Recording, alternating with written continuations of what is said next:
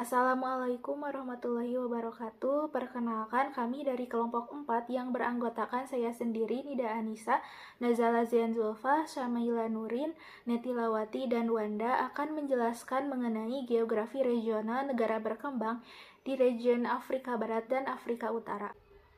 Periode pemerintahan kolonial di Afrika dimulai pada akhir abad ke-19 dan berakhir pada 1960-an.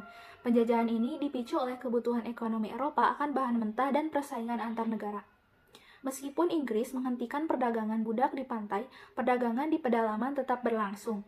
Kolonialisme meninggalkan dampak mendalam pada struktur sosial, ekonomi, dan politik Afrika, menciptakan tantangan berkelanjutan seperti kemiskinan dan ketidakadilan. Pembagian wilayah oleh negara Eropa mempercepat imperialisme dan menjadikan mayoritas Afrika di bawah kekuasaan kolonial. Nah, bagi sebagian orang Afrika, kolonialisme adalah ancaman, sementara bagi yang lain merupakan suatu peluang.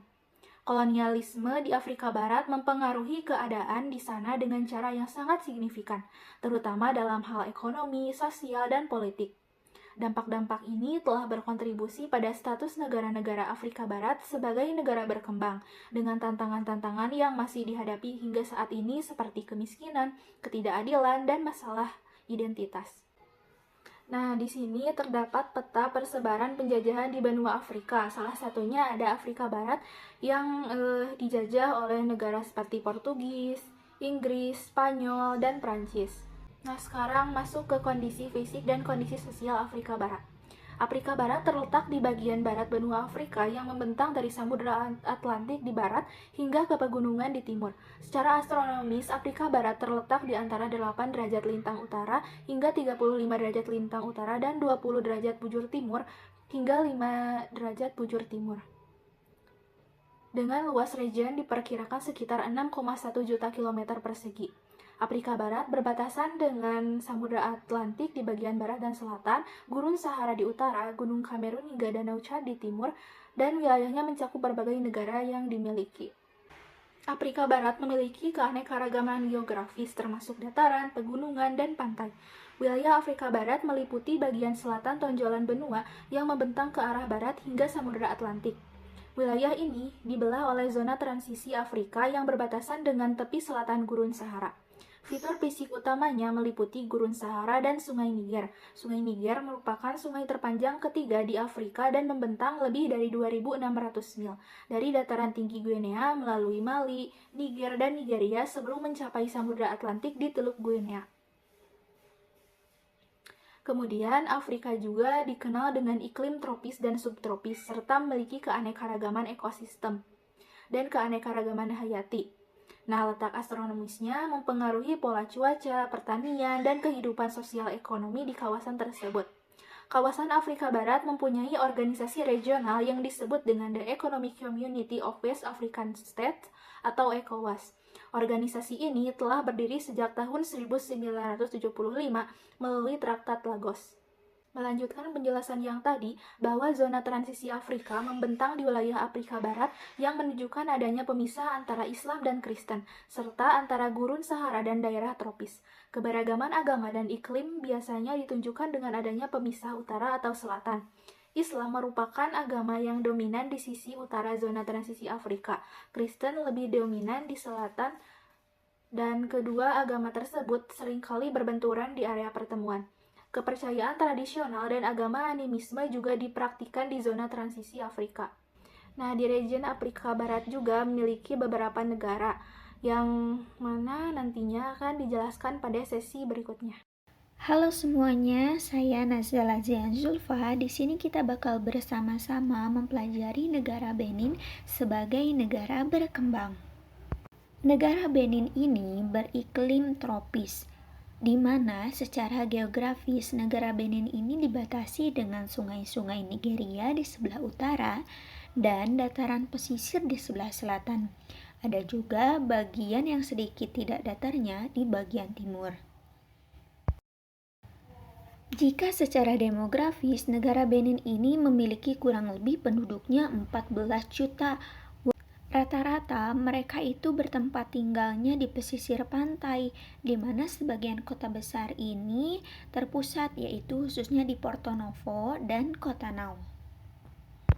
Kemudian, secara kondisi ekonomi, negara Benin ini tetap tidak berkembang dan menggantungkan kehidupannya pada sektor pertanian.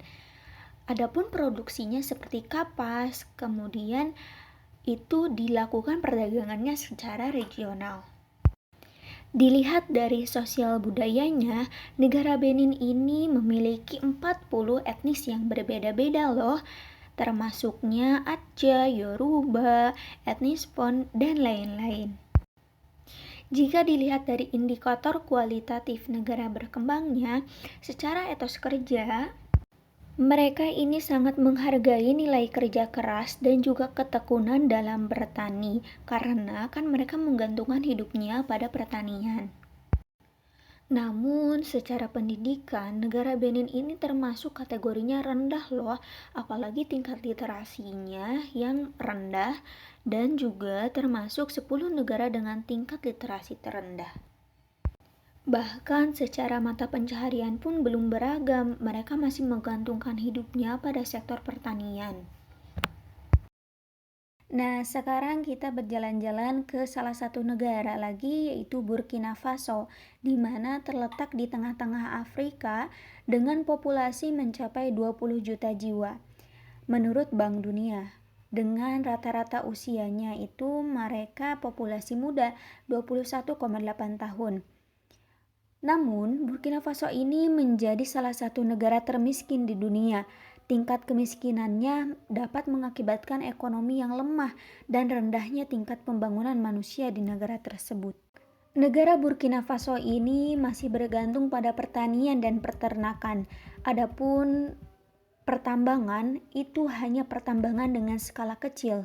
Kemiskinan ini berkaitan juga dengan tingginya tingkat emigrasi yang dilakukan oleh masyarakat Burkina Faso ke Cote d'Ivoire untuk mencari pekerjaan.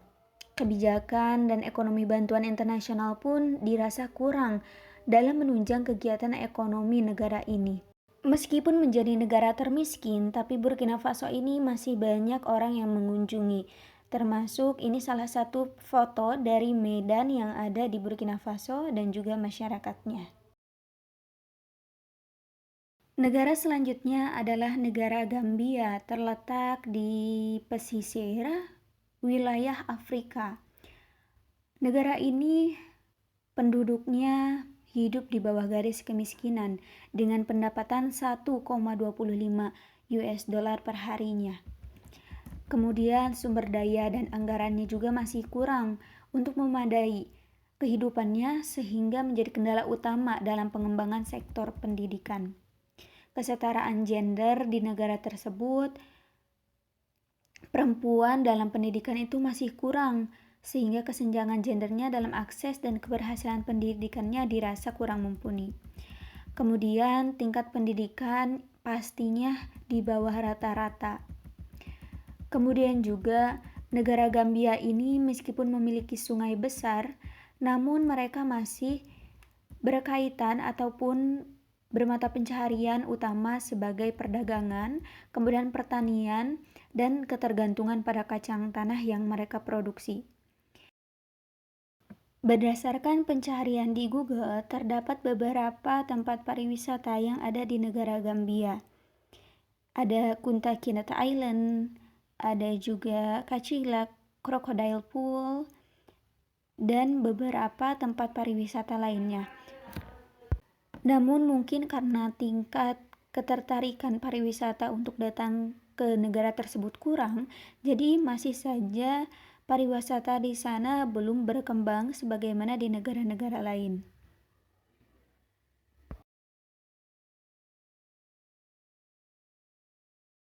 Untuk negara yang pertama yaitu Guinea. Guinea terletak di antara 7 derajat lintang utara hingga 13 derajat lintang utara dan 7 derajat bujur barat hingga 15 derajat bujur barat. Guinea adalah negara di Afrika Barat yang berbatasan dengan negara berikut. Di utara ada Senegal dan Mali, di selatan ada Sierra Leone, Liberia, dan Samudra Atlantik, sebelah barat Guinea Bissau, dan di timur ada Cote d'Ivoire. Guinea memiliki luas wilayah total 245,857 km persegi. Negara ini dibagi menjadi 4 wilayah geografis yang berbeda, yakni Maritim Guinea yang dikenal juga sebagai dataran rendah Beskout, Fouta Djallon yang lebih dingin bergunung-gunung dan membentang dari utara ke selatan melalui tengah negara, Sahelian Haute Guinea di timur laut, serta daerah hutan hujan di tenggara. Iklim di negara Guinea umumnya panas dan lembab. Musim hujan tipe monsunal dari Juni hingga November dengan angin barat daya dan musim kemarau dari Desember sampai Mei dengan angin hambatan di timur laut. Untuk morfologi, Guinea berupa dataran pantai datar, daerah pedalaman berbukit hingga bergunung-gunung. Gunung-gunung di negara ini adalah sumber air bagi sungai Niger, Gambia, Senegal, dan banyak sungai yang mengalir ke laut melalui Sierra Leone dan Cote d'Ivoire. Titik tertinggi di negara ini adalah Gunung Nimba dengan tinggi 1.752 meter dan titik terendah ada di Samudra Atlantik. Dan untuk penggunaan lahannya terdapat lahan pertanian, lahan subur, tanaman permanen, padang rumput permanen, hutan, dan lainnya. Sedangkan untuk sumber daya alamnya terdapat bauksit, biji besi, berlian, emas, uranium, tenaga air, serta ikan. Nah, untuk kondisi sosialnya, dulu Guinea ini merupakan salah satu negara jajahan Prancis di Afrika Barat. Negara Guinea merdeka pada 2 Oktober 1952 dan sejak saat itu Conakry menjadi ibu kotanya. 8 region di negara ini diantaranya yaitu Conakry, Zerekore, Kankan, Kindia, Boke, Labe, Faranah, dan Mamou. Kemudian juga untuk kondisi kependudukan, terdapat populasi dengan kepadatan tertinggi berada di barat dan selatan. Wilayah pedalaman jarang penduduknya dengan total populasi 13.986,178,9 jiwa. Nah, untuk etnis terdapat Fulani, Malinke, Susu, Zuenze, Toma, dan lainnya atau asing. Kemudian untuk agama ada Muslim, Kristen, animisme, dan tidak ada keterangan. Sedangkan untuk budaya, terdapat bahasa yang digunakan yaitu bahasa Perancis sebagai bahasa resmi, Pular, Maminka, dan Susu, serta bahasa lainnya. Untuk kesenian, ada seni dan musik seperti balafon, seni topeng sebagai pertunjukan topeng di Guinea mempunyai nilai spiritual dan ritualistik, serta festival internasional Des Marques et des Arts atau festival topeng dan seni internasional. Nah, sedangkan untuk perekonomiannya masih berkembang, namun utamanya berbasis pertanian, sektor pertambangan utama, dan perbaikan neraca fiskal dan utang sebelum COVID-19, ekonomi semakin rentan terhadap perubahan iklim, lambatnya perbaikan infrastruktur, kesenjangan kekayaan gender, dan modal manusia. Kondisi ekonomi ini masih sangat bergantung pada sumber daya alam dan pertanian, tetapi juga terpengaruh oleh faktor politik dan global. Nah, perekonomian di Guinea masih tergolong rendah dengan PDB pada tahun 2022 yaitu 21 US dollar miliar. Inflasi juga tercatat 3% pada tahun yang sama. Nah, di sini terdapat tabel indikator kuantitatif untuk mengukur sebagaimana Guinea menjadi negara berkembang. Indikator kualitatif yang pertama ada etos kerja dan pola pikir. Masyarakat Guinea, seperti masyarakat Afrika Barat pada umumnya, mungkin memiliki pola pikir yang fokus pada komunitas dan solidaritas, seperti semboyan Guinea yaitu Travail, Justice, Solidarité, atau kerja, keadilan, dan kekompakan yang menunjukkan nilai-nilai yang dijunjung tinggi dalam masyarakat Guinea. Ini menekankan pentingnya kerja keras, keadilan, dan kekompakan dalam masyarakat. Nah, untuk yang kedua yaitu pendidikan. Untuk pendidikan dapat diukur berdasarkan angka melek huruf. Usia 15 tahun ke atas dapat membaca dan menulis. Dari total jumlah penduduk, 45,3%, laki-laki 61,2%, dan perempuan 31,3% pada tahun 2021. Nah, yang ketiga yaitu ada kesehatan. Masyarakat Guinea rentan penyakit menular dengan tingkat resiko sangat tinggi pada tahun 2023. Fasilitas kesehatan di Guinea memiliki beberapa tantangan dan kekurangan, terutama di daerah pedesaan seperti keterbatasan fasilitas kesehatan dan kurangnya tenaga medis, bahkan peralatan medis sederhana dan seringkali tidak steril. Nah, untuk mata pencaharian utama rakyat Guinea adalah sektor pertanian. Guinea memiliki potensi besar untuk pertumbuhan di sektor pertanian dan perikanan. Selain itu juga ada pertambangan yang merupakan produsen bauksit terbesar di dunia. Selain itu juga memiliki cadangan intan dan emas yang besar. Dan yang terakhir yaitu kesadaran hukum. Kesadaran hukum di Guinea dipengaruhi oleh sejarah panjang pemerintah otoriter dan konflik sosial. Nah, di sini terdapat skor ketahanan dan keamanan di Guinea. Untuk negara selanjutnya yaitu Guinea-Bissau. Dengan ibu kota negaranya di Bissau. Letak astronomis Guinea-Bissau berada pada garis lintang 11 derajat dan 13 derajat utara, serta garis bujur 13 derajat dan 17 derajat barat, dengan luas wilayah 36.125 km persegi. Guinea-Bissau berbatasan dengan negara berikut. Di sebelah utara ada Senegal, di selatan ada Guinea, di sebelah barat Samudra Atlantik, dan di sebelah timur ada Guinea. Nah, Guinea-Bissau beriklim tropis, umumnya panas dan lembab. Musim hujan tipe monsunal dari Juni hingga November dengan angin barat daya, musim kemarau Desember sampai Mei dengan angin hambatan timur. Secara morfologi, Guinea-Bissau sebagian besar dataran pantai rendah dengan garis pantai muara yang menjorok ke dalam hingga sabana di timur.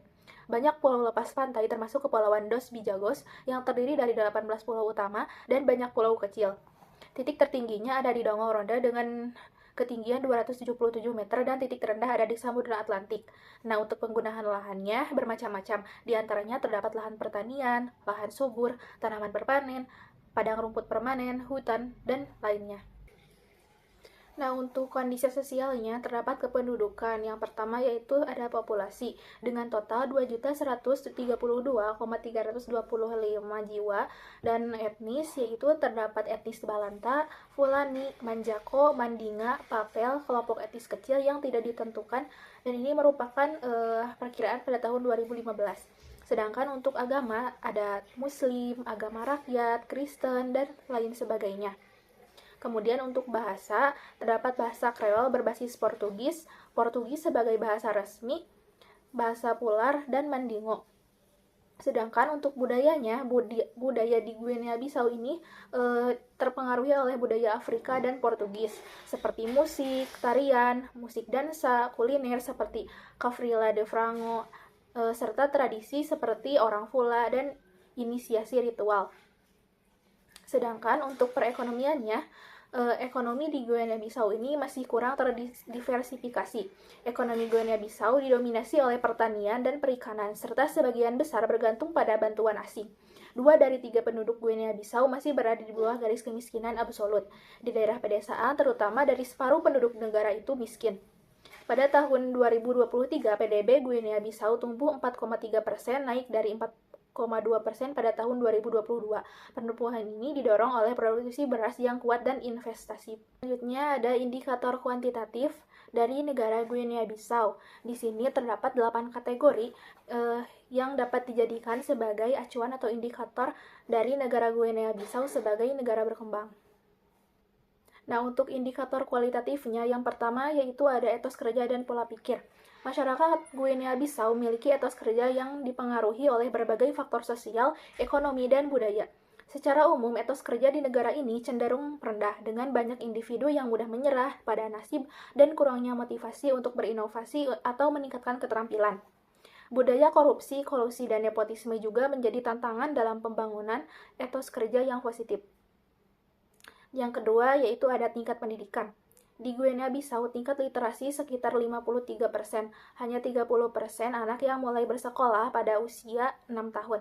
Menurut sebuah studi yang dilakukan oleh UNICEF, sebagai akibat dari keterlambatan pendaftaran, sebagian besar anak-anak di kelas dasar yang lebih rendah sudah melewati batas usia. Dan yang ketiga yaitu tingkat kesehatan. Nah, yang paling disoroti yaitu malnutrisi. Tantangan kesehatan masyarakat Guinea-Bissau dikaitkan dengan tingginya angka kematian ibu dan anak. Angka kurus pada anak di bawah usia 5 tahun adalah 5% dan 28% anak pada kelompok usia yang sangat mengalami pertumbuhan terhambat. Nah, untuk mata pencaharian, perekonomian sebagian besar bersumber dari pertanian dengan prospek yang baik untuk pengembangan kehutanan dan perikanan.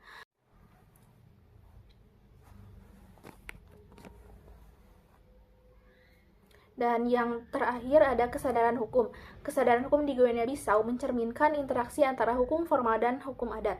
Nah, di sini terdapat keterangan skor ketahanan dan kriminalitas di Guinea-Bissau.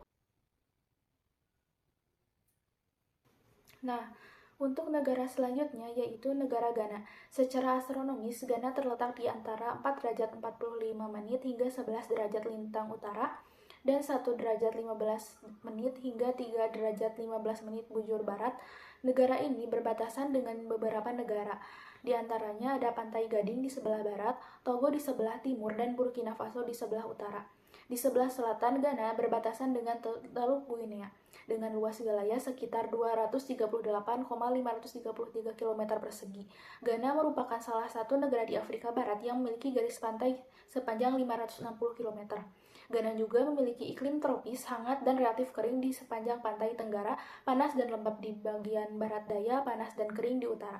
Sebagian besar dataran rendah dengan dataran tinggi yang terbelah di wilayah tengah selatan. Titik tertinggi ada di Gunung Afjanto dan titik terendah ada di Samudra Atlantik.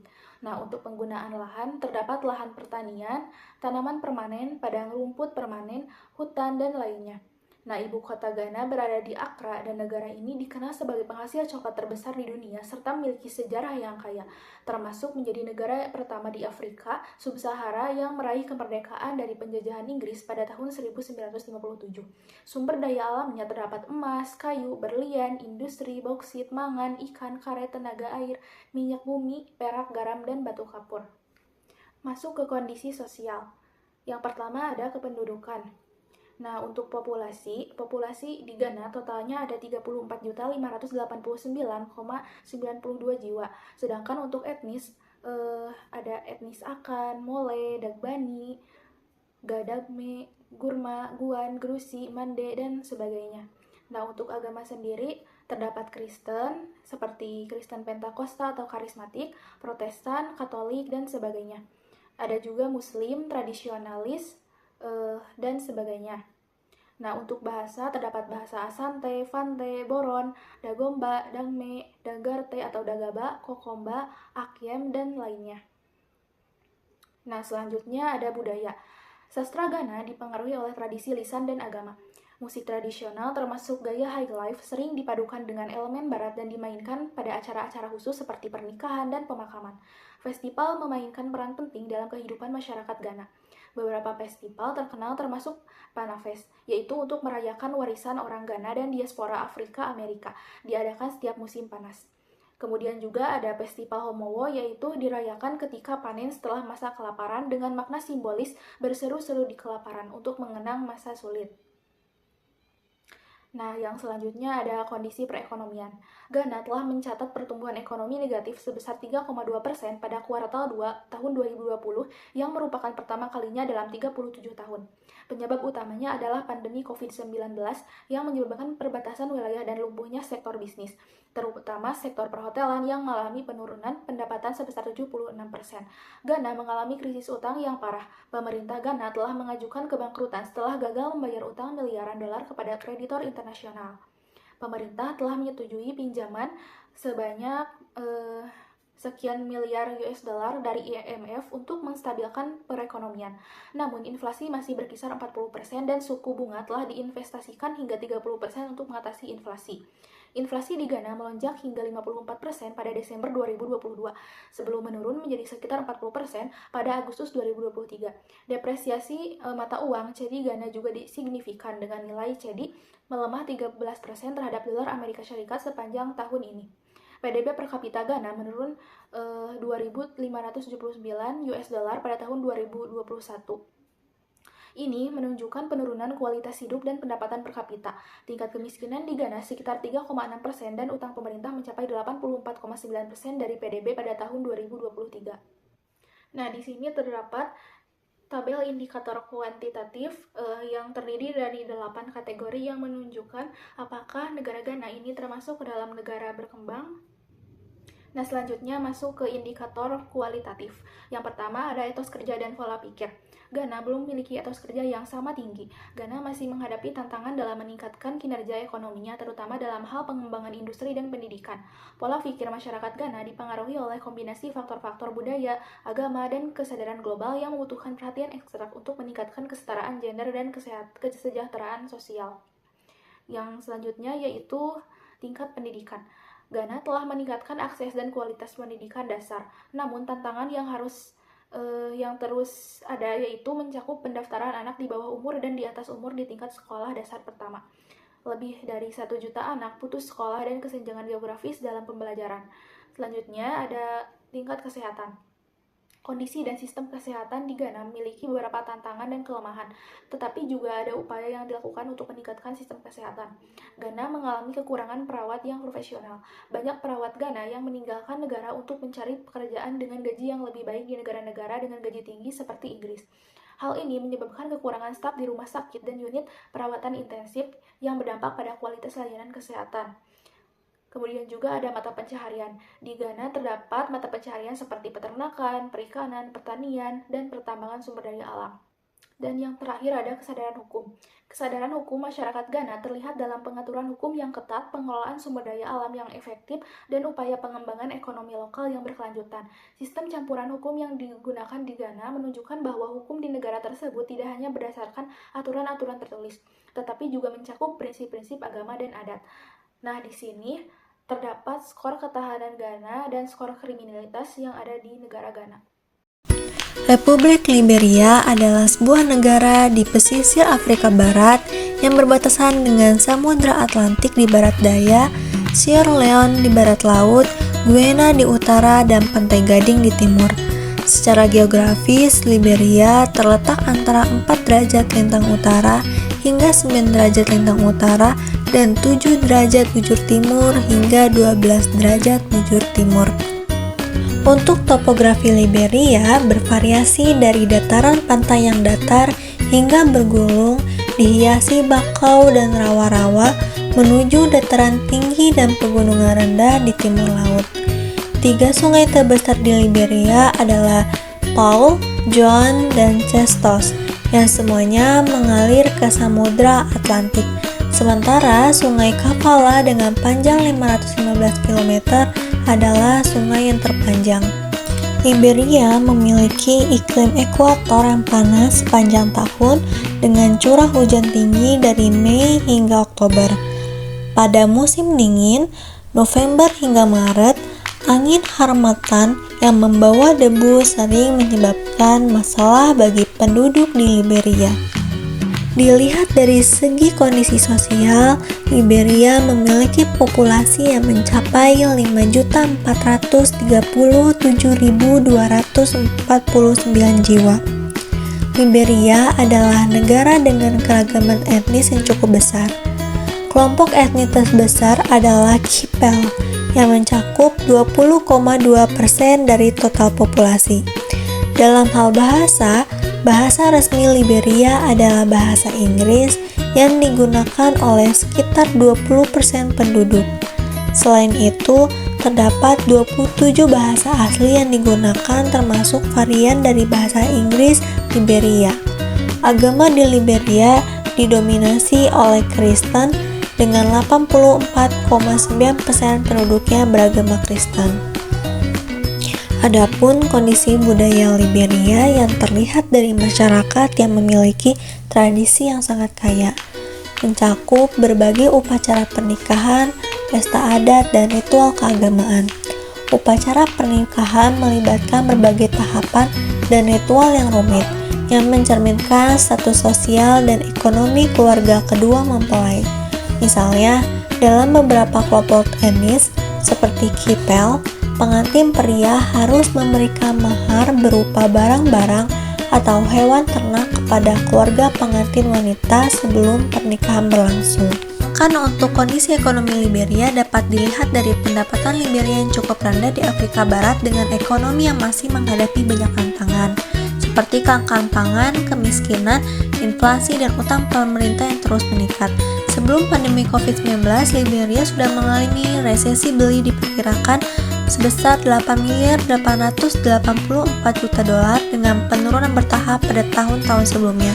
Perekonomian Liberia terbagi ke dalam 3 sektor utama, yaitu pertanian sebesar 34%, industri 13,8%, dan jasa 52,2%. Sedangkan untuk tantangan terbesarnya tetaplah kemiskinan, di mana sekitar 50,9% dari populasi hidup di bawah garis kemiskinan, yang mencerminkan kesenjangan ekonomi yang masih besar di negara Liberia. Negara Mali merupakan negara yang terletak di pedalaman Afrika Barat yang berbatasan dengan 6 negara, yaitu Aljazair di utara, Guyana dan Pantai Gading di selatan, Burkina Faso di tenggara, Mauritania di barat laut, Niger di timur, dan Senegal di barat. Koordinat geografisnya berada di 17 derajat lintang utara dan 4 derajat bujur timur, dengan luas wilayah total mencapai 1.240.192 km persegi, sedikit lebih kecil dari 2 kali ukuran Texas. Negara ini tidak memiliki garis pantai dan seluruhnya terkurung daratan. Medannya sebagian besar terdiri dari dataran bergelombang di utara yang ditutupi pasir, sementara di selatan terdapat sabana dan perbukitan terjal di timur laut, dengan titik tertinggi di Hombori Tondo setinggi 1.155 meter. Negara Mali memiliki iklim subtropis hingga gersang, dengan musim panas yang panas dan kering pada Februari hingga Juni, musim hujan yang lembab Juni hingga November, serta musim sejuk dan kering pada November hingga Februari. Mali merupakan negara kaya akan sejarah dan warisan budaya, akan tapi dianggap sebagai salah satu negara termiskin di dunia, dengan gaji tahunan rata-rata sekitar $1.500. Banyak penduduknya menghadapi tantangan ekonomi yang signifikan meskipun negara Mali memiliki potensi besar dari sumber daya alam seperti emas, fosfat, granit, serta lokasi yang strategis di Afrika Barat. Secara historis, Mali pernah menjadi pusat perdagangan dan kekuatan politik yang besar, terutama di bawah pemerintahan Sundiata Keita yang menyatukan kerajaan-kerajaan kecil menjadi Kekaisaran Mali pada abad ke-13. Puncak kejayaan Mali terjadi di bawah Mansa Musa I yang dikenal sebagai salah satu orang terkaya dalam sejarah. Timbuktu dan Djenné menjadi pusat perdagangan penting yang terkenal dengan perdagangan emas, garam, dan budak, serta sebagai pusat penyebaran Islam di Afrika Barat. Namun, setelah masa kejayaan Mansa Musa, Kekaisaran mengalami kemunduran yang menyebabkan perpecahan dan akhirnya dijajah oleh Prancis pada abad ke-19. Mali memiliki populasi total mencapai 21.990.607 jiwa. Kebangsaan Mali disebut Malian, baik sebagai kata benda maupun kata sifat. Kelompok etnis utama di Mali yaitu Bambara sekitar 33,3% dan bahasa resmi di Mali adalah Bambara. Sedangkan bahasa Prancis juga digunakan oleh sekitar 17,2% populasi. Dalam hal agama, mayoritas penduduk Mali adalah Muslim sekitar 93,9%. Budaya sehari-hari di Mali mencerminkan kekayaan dan keragaman tradisi Afrika Barat. Pakaian tradisional yang paling umum di Mali adalah boubou, sebuah jubah longgar yang berwarna-warni sering dipakai dalam acara formal dan festival, yang mencerminkan gaya dan identitas budaya lokal. Sedangkan ekonomi Mali berada di kawasan Sahara, termasuk dalam kategori berpendapatan rendah.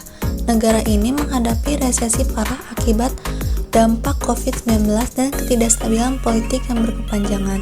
Tingkat kemiskinan yang ekstrim, lingkungan yang rapuh, serta utang publik yang terus meningkat memperparah situasi ekonomi.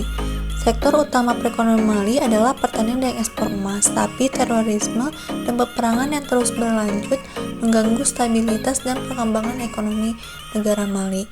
Ekonomi negara Mali juga dipengaruhi oleh rendahnya kualitas sumber daya manusia dengan tingkat literasi yang rendah dan minimnya pekerja dengan pendidikan memadai. Negara ini kesulitan mencapai modernisasi dan pengembangan infrastruktur yang krusial. Hal ini diperparah dengan korupsi yang merajalela, menghambat respon efektif pemerintah terhadap krisis ekonomi, meskipun menerima bantuan asing dari negara-negara seperti Prancis dan organisasi internasional. Mauritania adalah negara yang terletak di Afrika Barat, berbatasan dengan Samudra Atlantik Utara di barat, serta dengan Senegal dan Sahara Barat. Memiliki luas total 1.030.700 km persegi. Mauritania berbatasan dengan negara Aljazair di timur, Mali di tenggara, Maroko di utara, dan Senegal di selatan. Sebagian besar penduduk terkonsentrasi di ibu kota pesisir Nouakchott serta di kota Nouadhibou dan di sepanjang sungai Senegal di bagian selatan. Mauritania memiliki garis pantai sepanjang 754 km.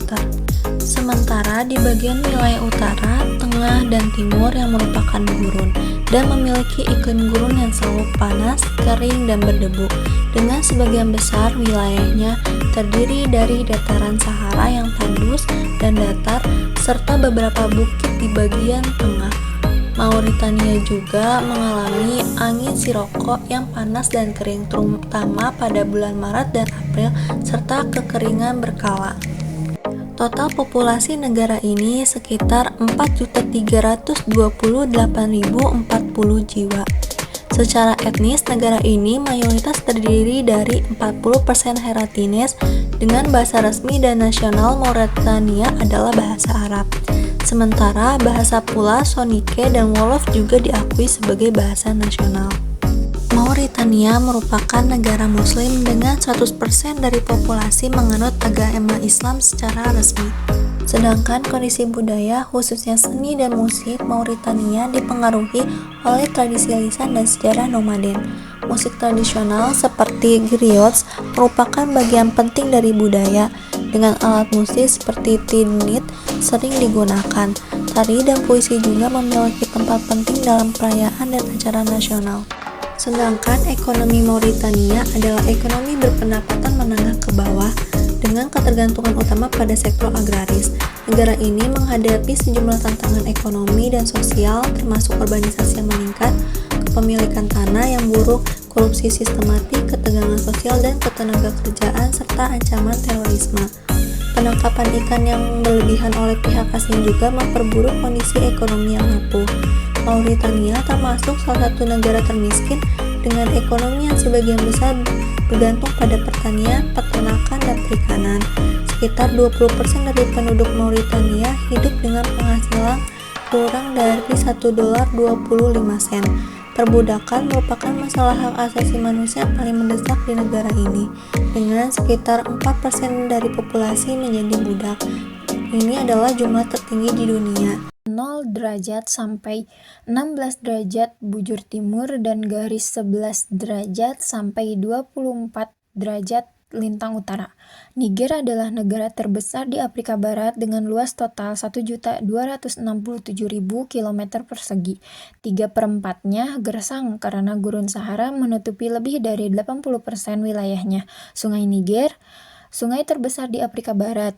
Niger berbatasan dengan Libya di timur laut, Chad di timur, Nigeria dan Benin di selatan, Burkina Faso dan Mali di barat, dan Aljazair di barat laut.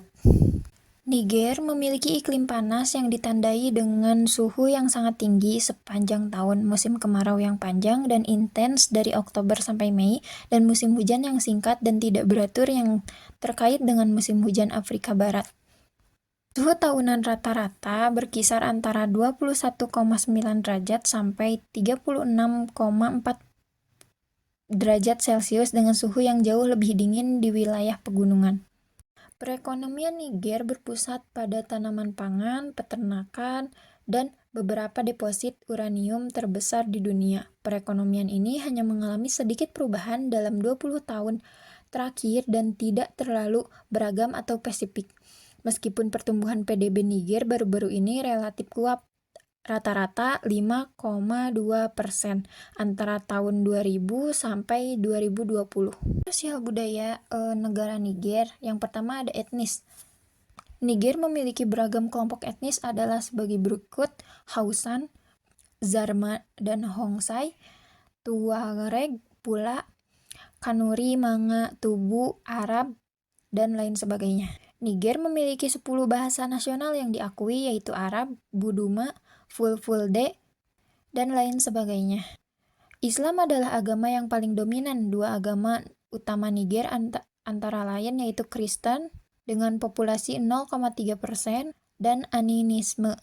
Festival Guereol adalah acara budaya tradisional Wadabo yang berlangsung di Abalak di wilayah Agadez. Festival ini adalah ritual pacaran tradisional tahunan yang dilakukan oleh orang Wadabe di Niger. Indikator kualitatif dari negara Niger yang pertama etos kerja dan pola pikir. Waktu yang dibutuhkan untuk perjalanan ke kantor bisa mencapai 3 jam karena infrastruktur yang belum memadai, banyaknya kasus korupsi, dan ketidakadilan dalam alokasi pendapatan dari sumber daya alam seperti minyak.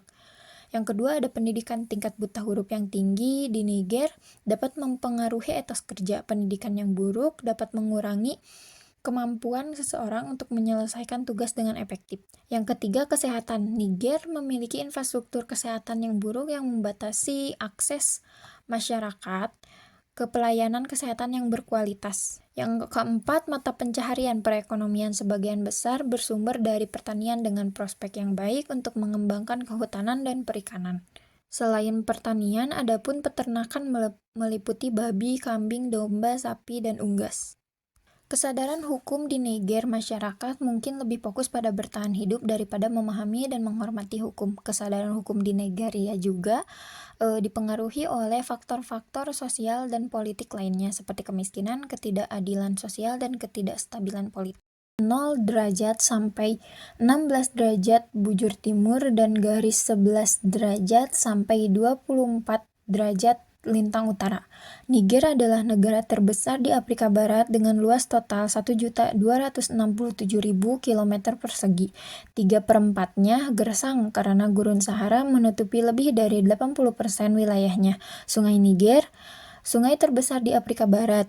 Niger berbatasan dengan Libya di timur laut, Chad di timur, Nigeria dan Benin di selatan, Burkina Faso dan Mali di barat, dan Aljazair di barat laut.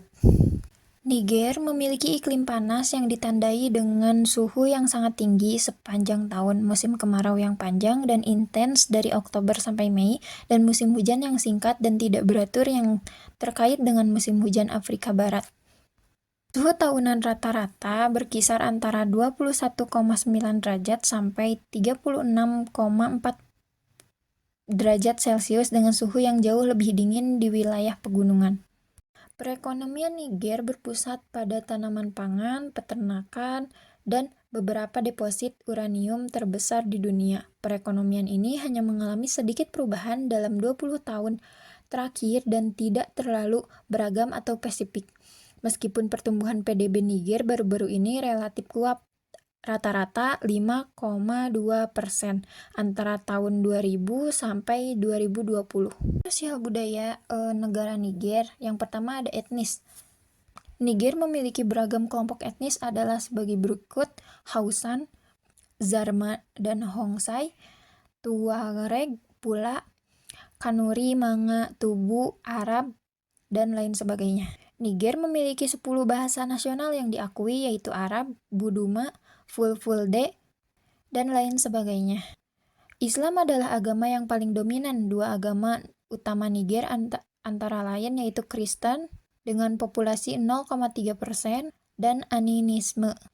Festival Guereol adalah acara budaya tradisional Wadabo yang berlangsung di Abalak di wilayah Agadez. Festival ini adalah ritual pacaran tradisional tahunan yang dilakukan oleh orang Wadabe di Niger. Indikator kualitatif dari negara Niger yang pertama etos kerja dan pola pikir. Waktu yang dibutuhkan untuk perjalanan ke kantor bisa mencapai 3 jam karena infrastruktur yang belum memadai, banyaknya kasus korupsi, dan ketidakadilan dalam alokasi pendapatan dari sumber daya alam seperti minyak.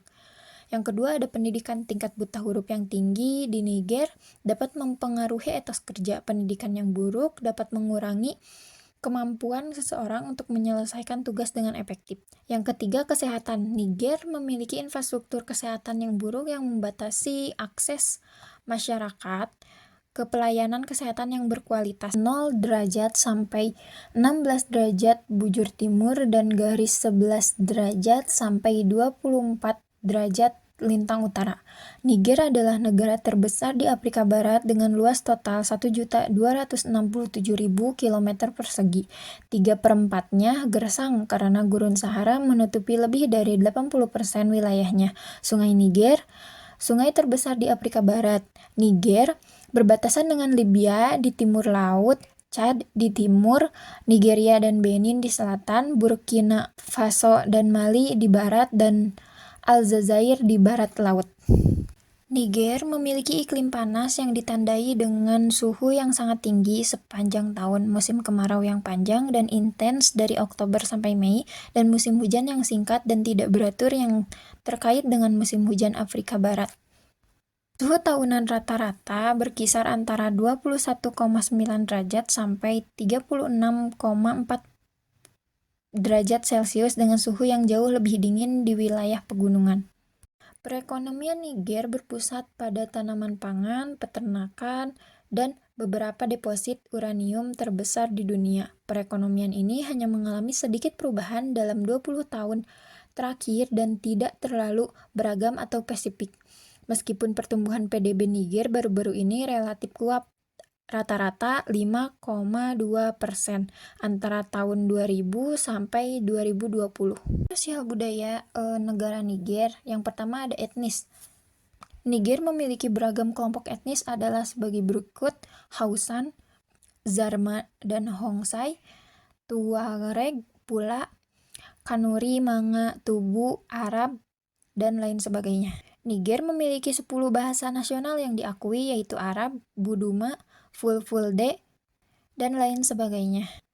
Islam adalah agama yang paling dominan. Dua agama utama Niger antara lain yaitu Kristen dengan populasi 0,3% dan animisme. Festival Guereol adalah acara budaya tradisional Wadabo yang berlangsung di Abalak di wilayah Agadez. Festival ini adalah ritual pacaran tradisional tahunan yang dilakukan oleh orang Wadabe di Niger. Indikator kualitatif dari negara Niger, yang pertama etos kerja dan pola pikir. Waktu yang dibutuhkan untuk perjalanan ke kantor bisa mencapai 3 jam karena infrastruktur yang belum memadai, banyaknya kasus korupsi, dan ketidakadilan dalam alokasi pendapatan dari sumber daya alam seperti minyak. Yang kedua ada pendidikan. Tingkat buta huruf yang tinggi di Niger dapat mempengaruhi etos kerja. Pendidikan yang buruk dapat mengurangi kemampuan seseorang untuk menyelesaikan tugas dengan efektif. Yang ketiga, kesehatan. Niger memiliki infrastruktur kesehatan yang buruk yang membatasi akses masyarakat ke pelayanan kesehatan yang berkualitas. Yang keempat, mata pencaharian. Perekonomian sebagian besar bersumber dari pertanian dengan prospek yang baik untuk mengembangkan kehutanan dan perikanan. Selain pertanian, adapun peternakan meliputi babi, kambing, domba, sapi, dan unggas. Kesadaran hukum di Niger, masyarakat mungkin lebih fokus pada bertahan hidup daripada memahami dan menghormati hukum. Kesadaran hukum di Nigeria juga dipengaruhi oleh faktor-faktor sosial dan politik lainnya seperti kemiskinan, ketidakadilan sosial, dan ketidakstabilan politik. Negara Nigeria terletak di antara Afrika Barat dan terletak di antara garis bujur 3 derajat dan 14 derajat serta garis lintang 4 derajat sampai 140 derajat. Luas wilayahnya 9. Adalah negara yang terletak di pantai barat Afrika dengan ibu kota di Freetown. Negara ini memiliki sejarah panjang kolonisasi dan konflik internal dengan perang saudara yang berlangsung hingga tahun 2002. Setelah berakhirnya perang, Sierra Leone terus berusaha membangun kembali ekonominya dan meningkatkan kondisi sosial masyarakat. Secara kuantitatif, Sierra Leone memiliki tingkat PDB per kapita yang rendah, hanya sekitar 500-600 US dollar, menunjukkan tingkat ekonomi yang jauh di bawah rata-rata dunia. Indeks pembangunan manusia juga menunjukkan posisi yang rendah, yaitu peringkat 182 dari 191 negara. Dan kondisi sosialnya masih tertinggal. Lebih dari 50% penduduknya hidup di bawah garis kemiskinan dengan kurang dari 1,90 per hari, yang mengindikasikan tingginya tingkat kemiskinan. Harapan hidup juga relatif pendek, sekitar 54-55 tahun, yang dipengaruhi oleh terbatasnya akses terhadap perawatan kesehatan dan tingginya angka kematian ibu dan bayi. Selain itu, tingkat melek huruf dewasa masih berada pada kisaran 40-50%, mencerminkan tantangan di sektor pendidikan, khususnya bagi perempuan. Indikator kualitatif juga menunjukkan tantangan besar dalam kualitas hidup masyarakat Sierra Leone. Kualitas hidup penduduknya masih dipengaruhi oleh keterbatasan akses terhadap air bersih, layanan kesehatan yang memadai, dan kondisi perumahan yang layak. Infrastruktur negara ini juga masih dalam tahap rekonstruksi pasca konflik, dengan banyak wilayah yang memiliki akses terbatas terhadap jalan, listrik, dan layanan telekomunikasi. Dari segi politik, meskipun Sierra Leone telah mencapai stabilitas relatif setelah berakhirnya perang saudara, korupsi dan tantangan dalam penegakan hukum masih menjadi hambatan. Sistem kesehatan di negara ini juga sangat lemah, seperti yang terlihat saat wabah Ebola melanda pada 2014 sampai 2016, yang menunjukkan kapasitas medis yang sangat terbatas. Penyakit menular seperti malaria dan HIV atau AIDS juga masih umum terjadi. Selain itu, ketimpangan gender masih menjadi isu besar, terutama dalam hal akses pendidikan dan kesempatan ekonomi bagi perempuan, meskipun beberapa kemajuan telah dicapai. Berdasarkan berbagai indikator kuantitatif dan kualitatif tersebut, Sierra Leone dikategorikan sebagai negara berkembang.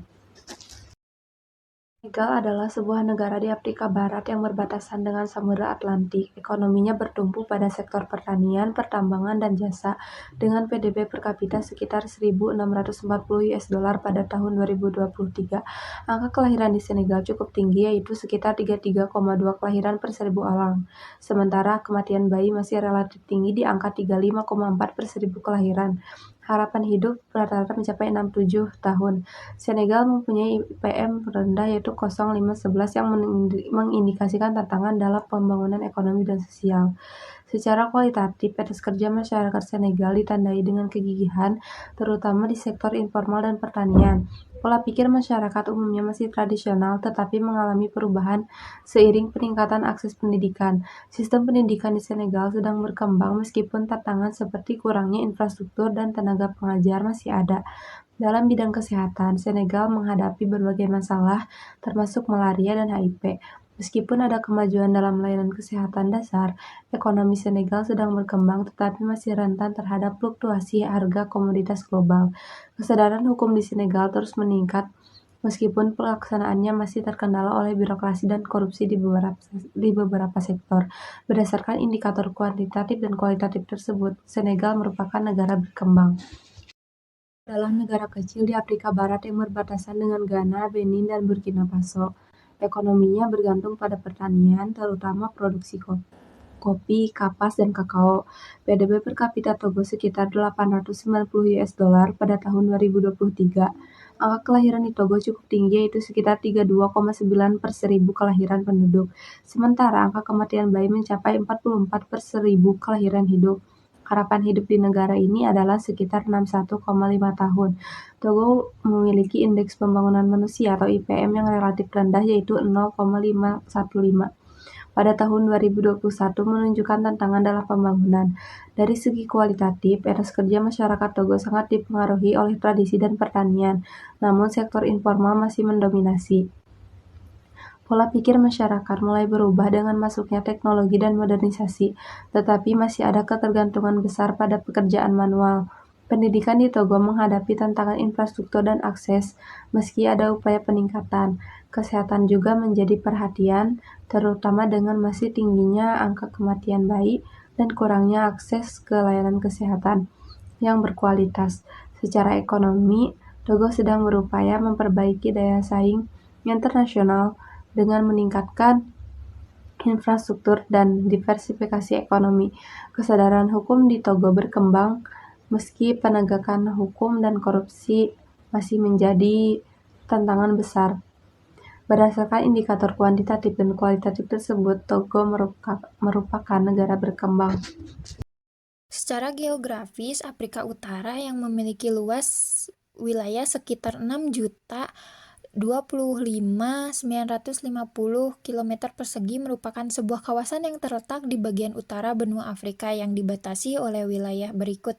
Utara dibatasi oleh Laut Mediterania dan Selat Gibraltar, selatan dibatasi oleh Gurun Sahara, timur banyaknya berbeda, tetapi secara umum Afrika Utara berbatasan dengan Laut Merah dan Samudra Hindia, barat berbatasan dengan Samudra Atlantik. Afrika Utara memiliki berbagai jenis iklim, termasuk iklim subtropis, tropis, gurun, dan Mediterania. Daerah-daerah di Afrika Utara seperti Maroko dan Mesir memiliki iklim Mediterania yang kering, sedangkan daerah di sekitar gurun Sahara memiliki iklim gurun yang sangat kering. Maroko memiliki berbagai kelompok etnis seperti Arab, Berber, Genawa, warga kulit putih Maroko atau Eropa, Yahudi, dan Afrika Sub-Sahara. Islam adalah agama resmi negara dan konstitusi negara juga melindungi praktik kegiatan agama samawi, seperti Yahudi. Bahasa Arab adalah bahasa resmi negara, begitupun bahasa Prancis yang digunakan secara luas oleh penduduk Maroko. Maroko merupakan negara yang memiliki beragam budaya, oleh karenanya negara ini menjadi tempat pertemuan budaya dari berbagai macam bangsa, yaitu daerah timur yang meliputi kebudayaan bangsa Punisia, Tunisia, Yahudi, dan Arab.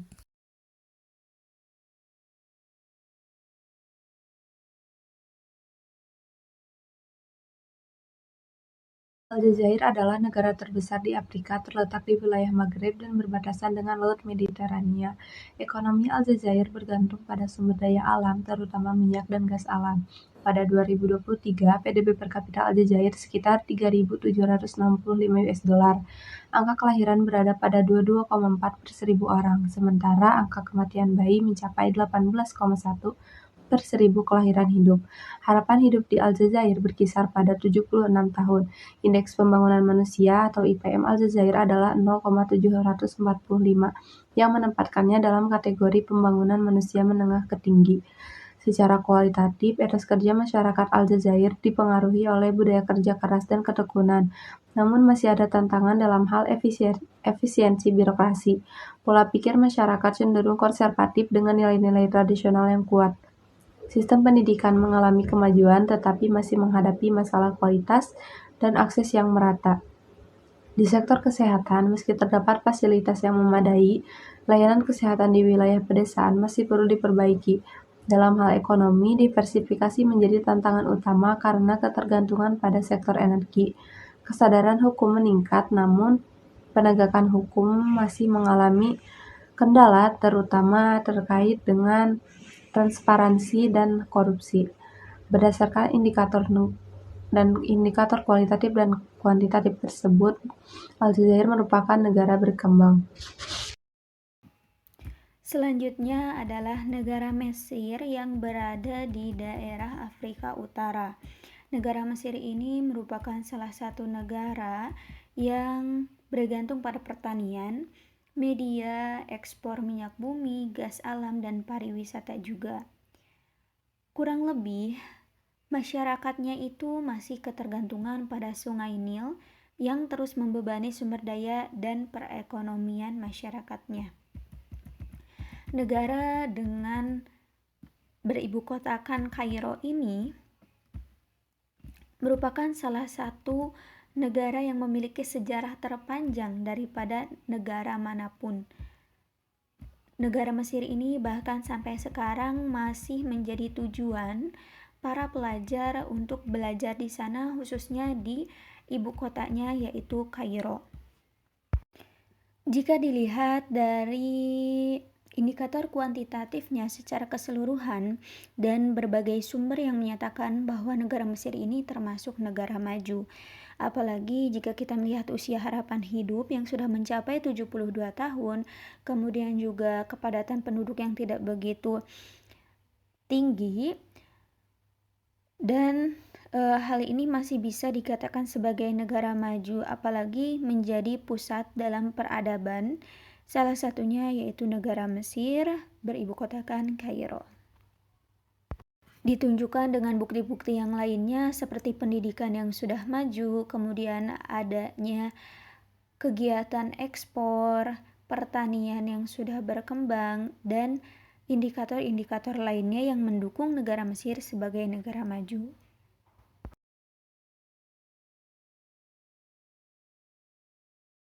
Negara Libya merupakan negara yang terletak di Afrika Utara dan berbatasan dengan Laut Mediterania antara Mesir, Tunisia, dan Aljazair.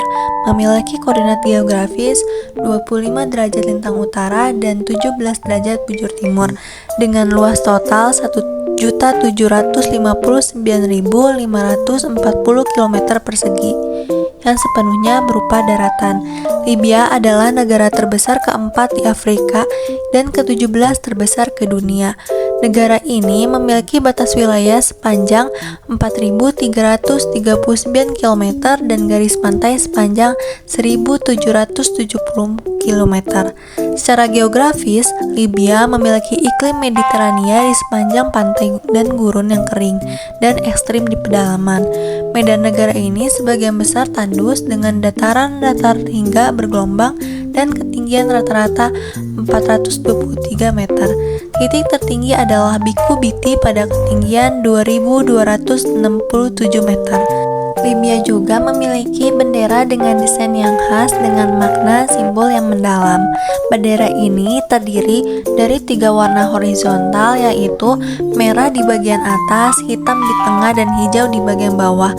Di tengah bendera terdapat bulan sabit putih dan bintang 5. Warna merah melambangkan darah yang telah ditumpahkan oleh para pejuang dalam perjuangan untuk kemerdekaan. Sementara warna hitam melambangkan rakyat Libya dan periode penindasan yang dialami sebelum meraih kemerdekaan.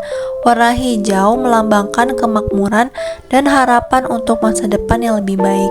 Bulan sabit dan bintang adalah simbol yang sering diasosiasikan dengan Islam, mencerminkan identitas agama negara Libya sendiri. Dilihat dari segi kondisi ekonomi, negara Libya tergantung pada pendapatan dari sektor minyak yang menyumbang lebih dari setengah PDB dan 97% ekspor. Libya memiliki cadangan minyak yang terbukti terbesar di Afrika dan merupakan kontributor penting bagi pasukan global minyak mentah.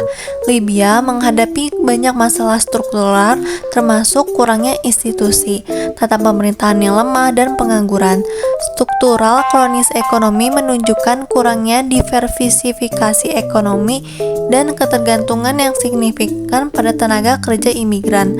Libya secara tradisional mengandalkan tingkat tinggi sektor publik yang disewa untuk menciptakan lapangan kerja. Pada pertengahan 2000-an, pemerintah memperkerjakan sekitar 70% dari semua karyawan nasional. Dilihat dari segi kondisi sosial budaya, Libya ini memiliki populasi total sekitar 7.361.263 orang. Sebagian besar penduduk Libya adalah dari etnis Amazigh dan Arab yang mencakup 97% dari populasi, dengan 3% lainnya berasal dari berbagai kelompok seperti Mesir, Yunani, India, Italia, Malta, Pakistan, Tunisia, dan Turki. Bahasa resmi di Libya adalah bahasa Arab dengan Italia dan Inggris. Seluruh penduduk Libya beragama Islam dengan mayoritas Sunni yang mencapai 96,6%. Budaya Libya adalah hasil gabungan dari berbagai pengaruh sejarah dan tradisi lokal. Libya pernah dijajah oleh Italia selama lebih dari 3 dekade yang meninggalkan jejak budaya Italia, terutama dalam arsitektur dan makanan. Sebagai negara mayoritas Muslim Sunni, Islam memainkan peran penting dalam kehidupan sehari-hari masyarakat Libya. Bahasa Arab adalah bahasa resmi. Tradisi penutur bahasa Arab, Baduy, dengan sejarah kehidupan nomaden, turut memberikan pengaruh besar pada budaya Libya. Gaya berpakaian tradisional seperti jart masih sering dikenakan dalam perayaan dan acara khusus. Salah satu bentuk penghormatan terhadap tradisi adalah perayaan Hari Busana Tradisional yang sering diadakan di kota-kota besar seperti Tripoli. Maroko adalah sebuah negara kerajaan yang terletak di benua Afrika bagian utara, negara yang secara astronomis berada di antara 27 derajat sampai 36 derajat lintang utara dan 1 derajat sampai 14 derajat bujur barat. Ini berbatasan darat dengan Aljazair di sebelah timur dan selatannya, sedangkan di sebelah barat dayanya berbatasan Sahara Barat. Sebelah utara Maroko adalah Selat Gibraltar yang memisahkannya dengan Spanyol dan daratan Eropa, sedangkan di sebelah baratnya adalah Samudra Atlantik. Iklim bervariasi di setiap daerah di utara seperti Tangier dan Rabat, umumnya lebih sejuk dan lebih lembab sepanjang tahun, sekitar 15 derajat Celcius sampai 35 derajat Celcius, sedangkan di wilayah selatan lebih panas pada musim panas dan dingin, sekitar 25 derajat sampai 50 derajat Celcius. Maroko adalah produsen terbesar ketiga fosfat dunia setelah Amerika Serikat dan Cina. Maroko memiliki lebih dari 70% cadangan global dan merupakan eksportir mineral yang digunakan di bidang pertanian dan industri. Maroko memiliki berbagai kelompok etnis seperti Arab, Berber, Genawa, warga kulit putih Maroko atau Eropa, Yahudi, dan Afrika Sub-Sahara. Islam adalah agama resmi negara dan konstitusi negara juga melindungi praktik kegiatan agama samawi, seperti Yahudi. Bahasa Arab adalah bahasa resmi negara, begitupun bahasa Prancis yang digunakan secara luas oleh penduduk Maroko. Maroko merupakan negara yang memiliki beragam budaya, oleh karenanya negara ini menjadi tempat pertemuan budaya dari berbagai macam bangsa, yaitu daerah timur, yang meliputi kebudayaan bangsa Punisia, Tunisia, Yahudi, dan Arab. Indikator kualitatif yang pertama, etos kerja dan pola pikir. Maroko memiliki budaya kerja yang kuat terutama dalam industri manufaktur dan jasa, namun perlu adanya upaya untuk meningkatkan efisiensi dan produktivitas kerja dengan memperbaiki infrastruktur dan meningkatkan kualitas pendidikan.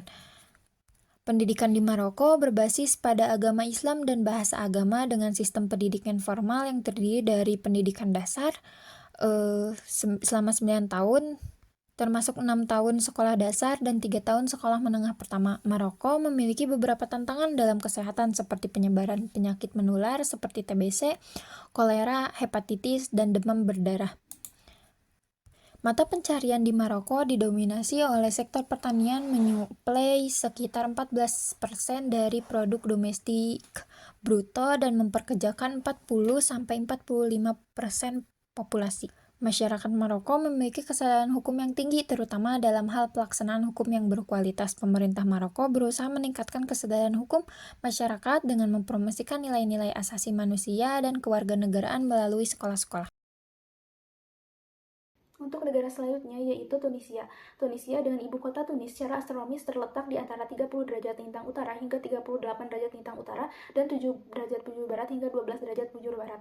Negara ini terletak di pantai Mediterania, Afrika Utara, di tengah antara Samudra Atlantik dan Delta Nil, dan berbatasan dengan Aljazair di barat dan barat daya serta Libya di tenggara.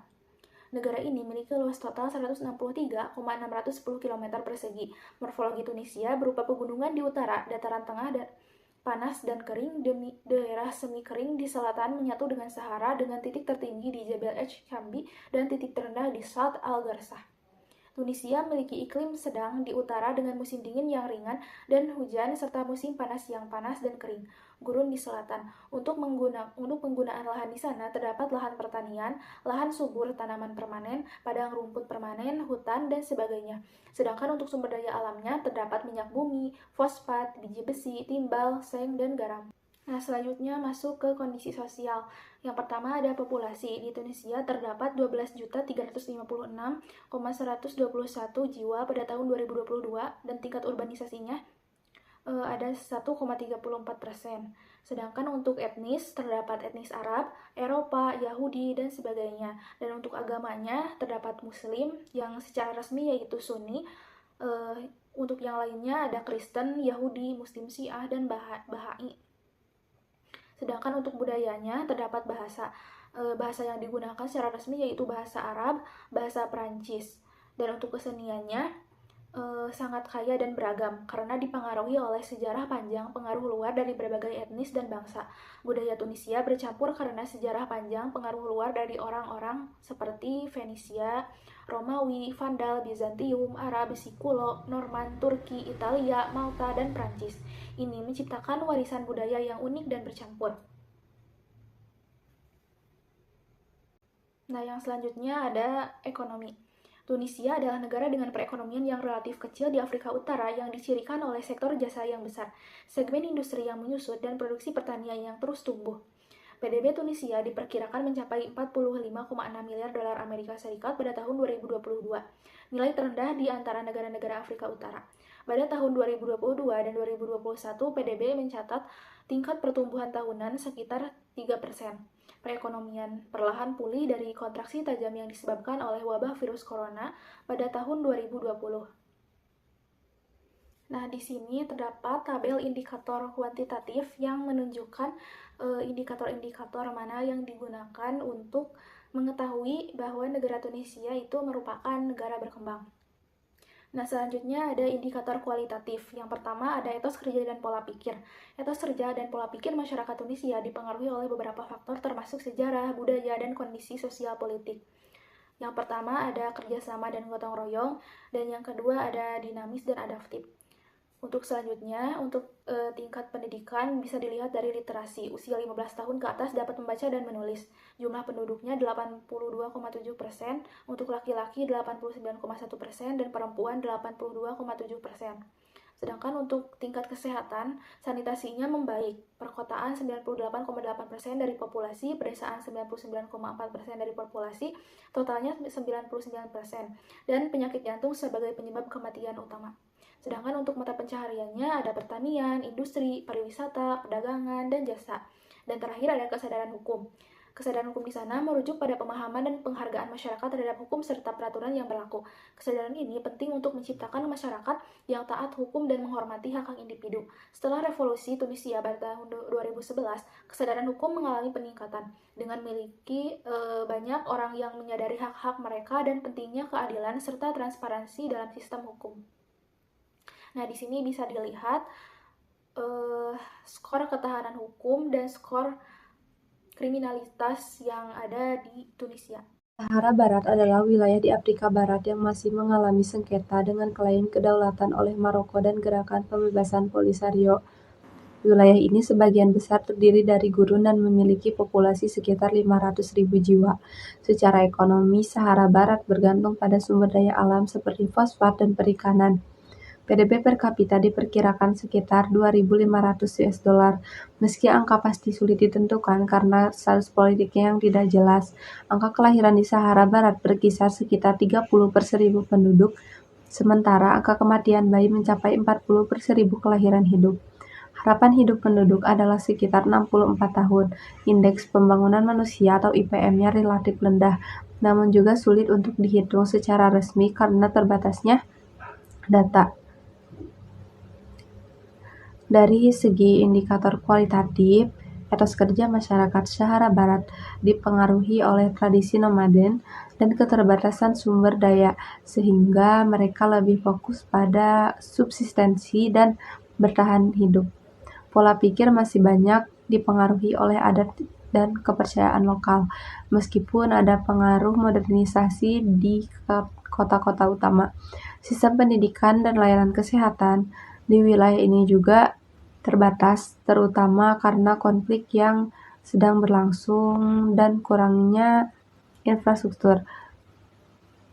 Kesadaran hukum dan hak asasi manusia beragam tergantung pada wilayah yang dikuasai oleh Maroko atau Front Polisario, dengan adanya laporan tentang pelanggaran hak di beberapa wilayah. Ekonomi lokal juga sangat terpengaruh oleh kontrol politik dan status Sahara Barat yang belum sepenuhnya jelas di mata internasional. Berdasarkan indikator kuantitatif dan kualitatif tersebut, Sahara Barat merupakan negara berkembang.